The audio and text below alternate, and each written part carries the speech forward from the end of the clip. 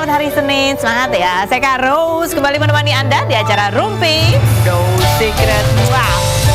Ditemani oleh Daniel di pojok sana dan tentunya sudah hadir beberapa bintang tamu yang akan berbagi ceritanya. Yang pertama ada Sheila Marcia. Hai Bu. Kita ketemu lagi dengan cerita yang baru lagi ya. Tapi sebelumnya kita ke pojokan untuk membahas apa yang sedang ramai dan gempar yang terjadi di luar sana, banyak menuai perhatian dan komentar netizen, baik itu untuk hal-hal yang datang dari dunia nyata maupun dari dunia maya. Dari dunia maya ini kayaknya banyak sekali yang terjadi, termasuk juga di dunia nyata. Ketika kemarin hari apa sih, seorang istri yang bernama Mawa itu datang ke kantor polisi diduga untuk melaporkan suaminya ya, sama seorang perempuan artis, katanya inisialnya IR gitu, atas dugaan perselingkuhan dengan buktinya CCTV. Nah ini banyak dugaan kemudian mengarah itu kepada Inara Rusli. Dan ini kalau aku tuh sampai ngeliatin gitu agak taunya agak terlambat, jadi aku lihat ini apa story-nya gitu kan. Yang aku tahu sih yang sempat di-post itu adalah waktu DM-an yang ada kalimat yang insecure apa segala macam. Ternyata kalau dari akun gosip ada lagi beberapa bukti percakapan. Nah, tapi aku nggak tahu deh itu dari akun gosip. Kalau ini kalau dari story-nya dia iya di awal ini yang ada di post yang aku lihat ya di story-nya Mawa itu Inara, bukan Inara, diduga Inara gitu ya, karena ini nggak tahu namanya siapa. Itu dia cerita nama suaminya siapa, Ihsanul. Ya memang ya ada pernah ketemuan tapi urusannya bisnis gitu ya. Jadi si IR ini bilang nggak usah berpikir drama yang kontraproduktif gitu ya.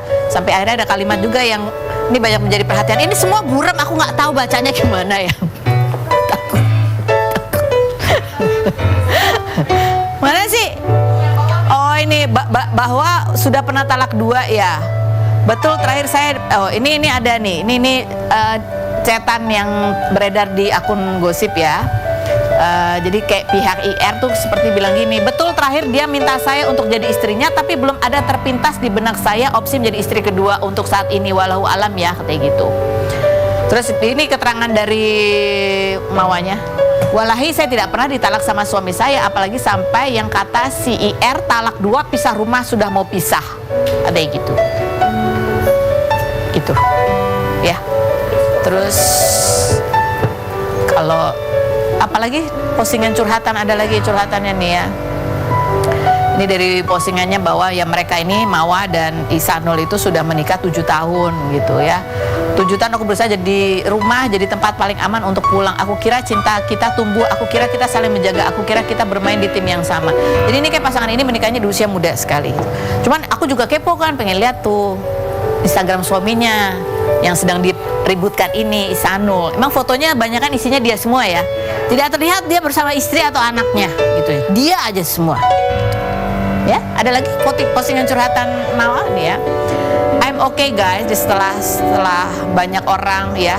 Setelah banyak orang yang kemudian memberikan support, dia bilang ternyata adanya orang yang sudah pernah disakitin tapi tetap tega nyakitin orang lain, seolah luka yang dia punya malah jadi alasan untuk melukai, bukan untuk belajar memperbaiki diri.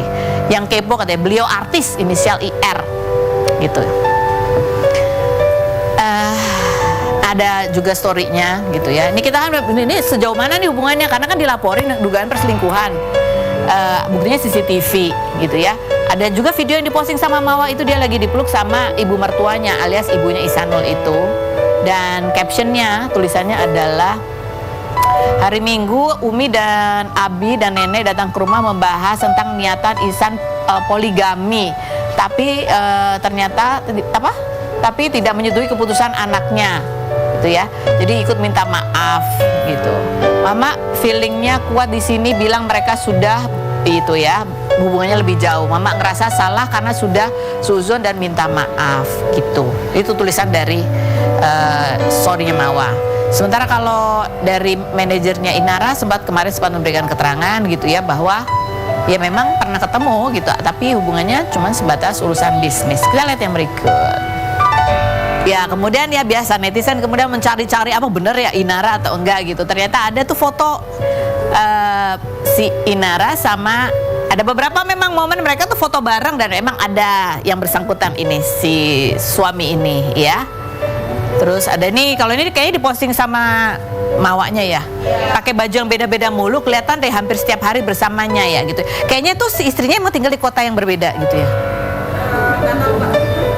Kayaknya istrinya tuh kayak tinggal di kota yang berbeda gitu kan. Terus ini di gitu. Itu ada, dan mereka ada tuh foto bareng gitu, diduga pakai gelangnya kapelan. Jangan-jangan mungkin itu oleh-oleh dari orang yang sama. Jadi kembar gitu. Jadi ya baiknya kita kalau beli oleh-oleh itu berbeda warna. Aku sungguh tidak tahu apa yang harus saya katakan ya. Kadang-kadang ini dilaporin ya, tunggu aja nih benerkah gitu ya. Tapi yang menarik tuh orang jadi kepo-kepo lihat ini postingannya Virgon. Virgon apa sih posting ini ya? Mikul Duur mendem jero. Wis, bisa bahasa Jawa dia. Kita jadi menggali-gali nih, Inara, ini maksudnya gimana sih gitu? Apa iya itu laki memang berniat poligami, kan katanya itu laki minta izin ke istrinya itu 2 kali minta izin mau poligami gitu. Yang kedua akhirnya bikin istrinya akhirnya ya memutuskan untuk melaporkan gitu ya. Terus ya tadi kalau dari dugaan-dugaan kayak apa benar nih laki memang ngajak Inara menikah. Kita pernah wawancara terakhir sama Inara, kalau ditanya kesiapannya dia menikah kayaknya dia siap banget. Ditanya apakah benar dia waktu itu umroh itu berdoa untuk meminta kepastian tentang cowok yang lagi dekat sama dia, jawabannya kita lihat yang berikut. Kamu sekalian berangkat umroh pas jalan-jalan ke Mesir kemarin, itu memang ada agenda memanjatkan doa supaya diyakinkan dengan cowok yang lagi deket sama kamu sekarang. Fitnah atau fakta? Ya Allah. Dari ketawanya sih kayaknya fakta ya. Fakta. Oh iya? Fakta. Yang mana lagi ini, Bu? Yang mana lagi ya? Ya maksudnya ya kan kita nggak pernah tahu ya, maksud jodoh kita siapa. Jadi siapapun yang mendekat ya pasti kan kita istiqoroh kan. Dan nilai aku kesiapan untuk menikah lagi ya. Insya Allah sih yang nggak mau jumawa juga ya? 10, 8 lah. Insya Allah sih ya 9. Siapa cowok itu kita nggak tahu ya. Komentar netizen coba kita baca yang berikut. Mbak, dari sosmednya suamimu sudah kelihatan banget dia sedang membangun image single. Gak ada satupun uploadan tentang istri atau anak. Virgon memasukkan Jule dan Inara ke dalam grup Virgon. Ternyata lu sama aja kayak gue gitu. Laki-laki akan menyesal ketika meninggalkan, tapi perempuan akan sembuh ketika melepaskan. Semangat kak, katanya gitu. Nah, laki-laki akan menyesal ketika, iya emang nggak juga. Wah iya, nggak juga ya. Tolong teman muslim yang cowok, kalau mau poligami beritahu istri pertamamu kalau dia nggak setuju cerai dulu baru kalian nikah. Kalau emang udah nggak tahan mau nikah lagi jadi korban pihak istri pertama sama anak-anak. Ini aku setuju ya, laki-laki harus bertanggung jawab gitu. Ya. Ini kan ya, udah laki-lakinya posting nggak ada istrinya nggak ada anak ya di Instagramnya gitu. Ya terus minta poligami, istrinya marah.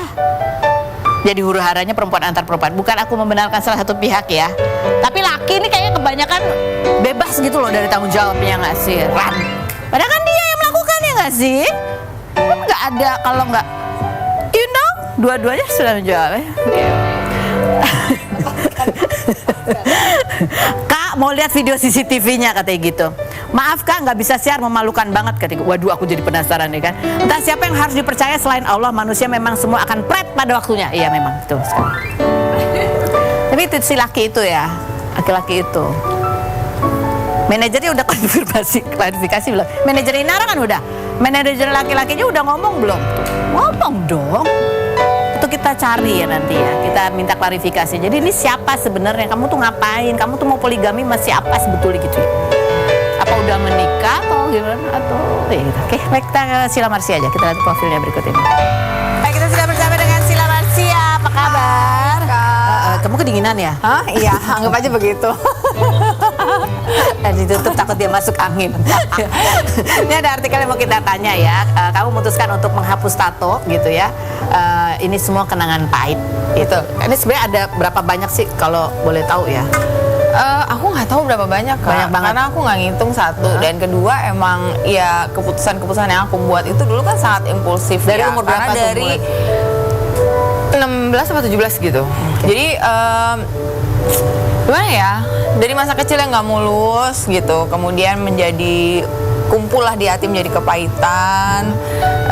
Kan tahu sendiri di sekolah juga dibully, jadi aku nggak ada safe place gitu loh. Jadi pelariannya itu ke menyakiti diri seperti itu. Salah satunya adalah dengan alasan pembenaran bahwa for me tattoo is an art. Iya, oke, boleh, terserah, orang kan bebas gitu. Tapi jatuhnya bukan art lagi deh, kayaknya abstrak ya, Bo, gitu loh. Jadi maksud aku kayak gini, ketika orang bertobat itu butuh proses gitu, dan ketika proses itu terjadi, aku juga percaya Tuhan tidak merubah hanya kelakuan, actions, tapi juga pola pikir gitu. Jadi ya tadi pola pikir ya. Jadi kalau dulu kan mungkin impulsif, kamu ada banyak alasan untuk membenarkan ketika kamu menyakiti diri kamu sendiri.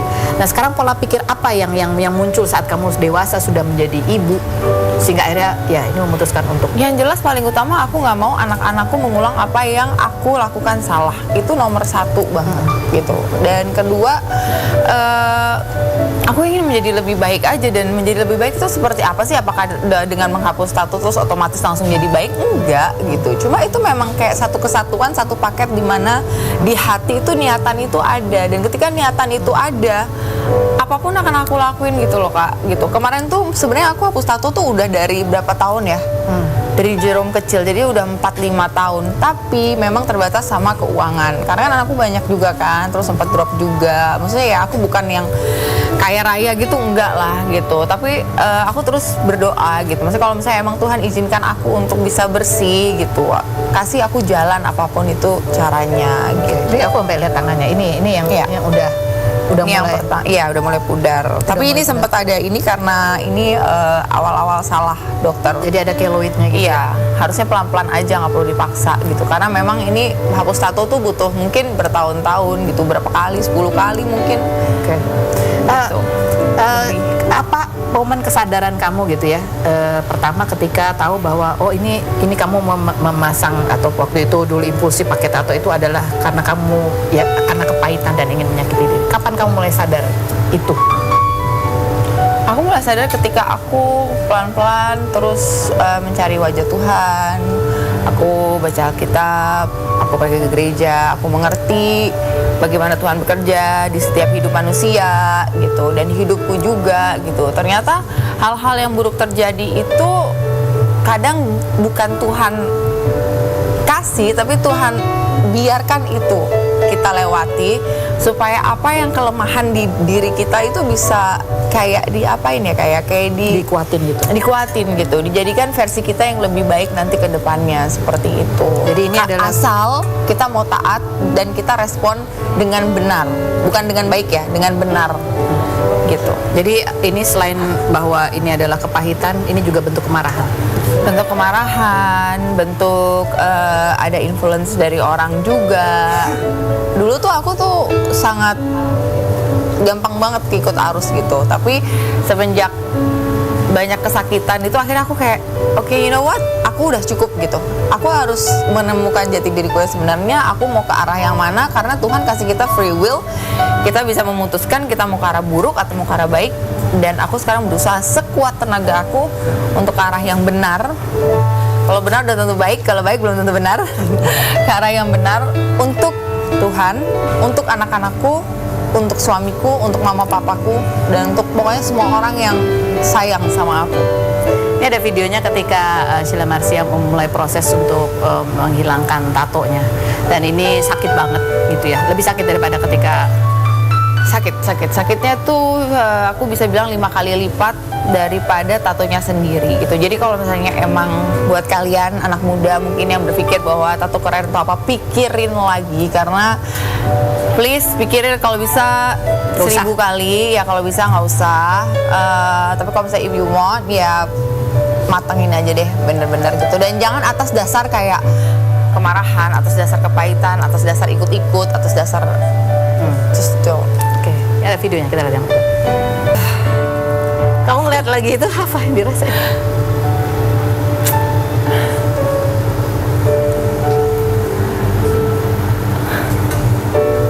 Capek, Kak. Tapi untuk sampai ke detik ini tuh aku makasih banyak sama Tuhan gitu. Karena dia kan Cuma karena cintanya Tuhan aku bisa sampai di sini. Kalau nggak ada Tuhan, kalau Tuhan nggak hadir dalam hidupku, kalau aku nggak percaya Dia sampai detik ini, aku nggak tahu aku di mana. Bukan karena tatonya, bukan karena apanya, tapi kasihnya Tuhan yang nggak pernah habis. Udah berapa kali aku kecewain Dia, tapi Tuhan masih terus kasih aku blessings, kasih aku kayak misalnya tato ini bisa habis sampai 300-400 juta. Aku pikir Tuhan kalau sampai segitu mendingan buat anak, buat mereka kuliah, buat mereka les nyanyi gitu. Tato ya udahlah, emang gue udah salah gitu. Tapi di Koali ini aku dikasih special lah gitu. Tau gak sih Kak, dia bilang gini, aku bantu kamu karena nanti biar pas anak-anak besar kamu jadi ibu enak dilihat katanya.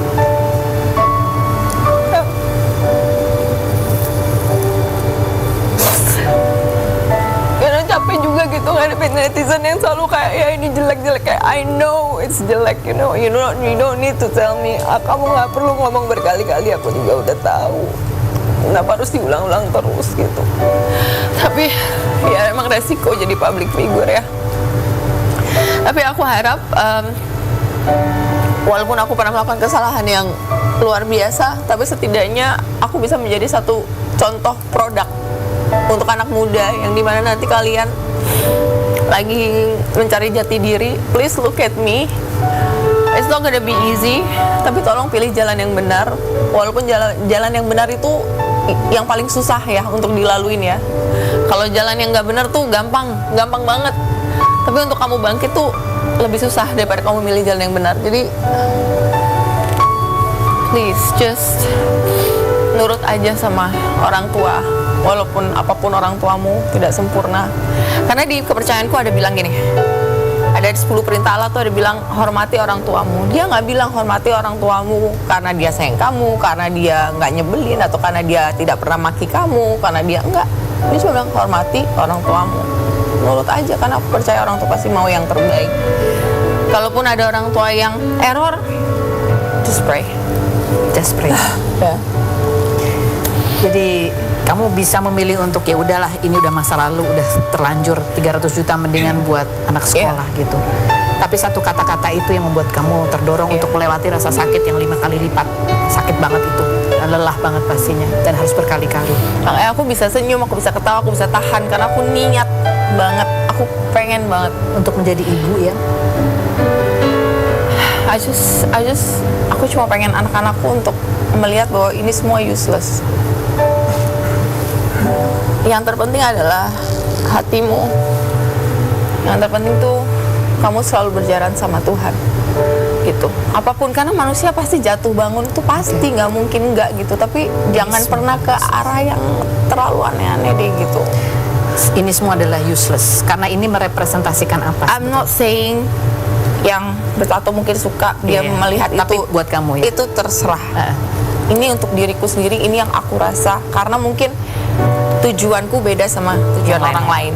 Tapi kamu yang ada di kamu ini, itu buat kamu sekarang ini di titik ini, itu merepresentasikan apa ketika kamu melihat ini? Kemarahan sih. Kemarahan. Iya, jadi makanya aku sempat komen kok, mungkin yang nggak akan aku hapus adalah tato nama anakku. Karena itu Karena dibuat. cuma mereka yang pas aku buat tuh bikin aku happy gitu. Bukan atas dasar kemarahan. Dan atas dasar kemarahan atau kepahitan atau apapun itu. Jadi Sila melakukan ini semua ingin memberikan teladan buat anak-anaknya bahwa apapun yang terjadi dalam kehidupan, Tuhan kasih itu karena cinta. Jadi kita meresponnya juga dengan cara yang benar. Bukan karena kuat dan hebatnya kita, tapi karena Tuhan dulu yang sudah mencintai kita. Maka itu udah otomatis. Because Tuhan yang duluan sayang sama kita. Kita nobody. So buat yang penuh kemarahan dan lain sebagainya, marah itu wajar, sedih itu wajar gitu ya. Tapi kalau mau melakukan hal-hal yang merugikan, yang nanti bakalan disesali kelak kemudian hari, pikir-pikir dulu deh gitu ya. Karena nggak ada keuntungannya juga untuk marah-marah terus, jadi nggak bisa berpikir. Mending take a breath, tenang dulu, bisa mikir dulu, baru ambil keputusan. Jangan pernah ambil keputusan di saat kamu benar-benar lagi marah, kacau dan marah. Nanti kita ngobrol lagi sama Sheila Marcia ya. Berikut ada Irma Dharma Wangsa. Kita lihat dulu profilnya berikut ini. Sama dengan Irma Dharma Wangsa ini sudah ada kemajuan dalam hubungannya bersama Irfan ya. Dika, kemarin Irfan sudah men-DP rumah gitu ya kan. Kalau kemarin kan kamu minta uang panainya 5M. Iya. Dia udah DP rumah senilai 5M ya. Enggak, cuma DP-nya salah nggak sampai. narasi. Itu rumahnya tuh harganya cuma 1,3. Oke. Terus kan tahun ini ada kan kebijakan dari Pak Presiden dapat free PPN. Oh oke. 100 juta. Nah, jadi kan kurang lagi 100 juta. Nah, terus karena kita juga bantu promo, kita dikasih diskon 100 juta. Wow, oke. Jadi 1,1. Masya Allah. Jadi bukan 5 miliar rumahnya. Oh. 5 miliar mah di Jakarta aja. Oh iya, tapi kan kita nggak tahu ya 10 tahun, 20 tahun kemudian mungkin akan 5 miliar. Ah, bisa. Bisa. Nanti kita akan bahas yang berikutnya, jangan kemana-mana, tetap di Rumpi Indo Secret.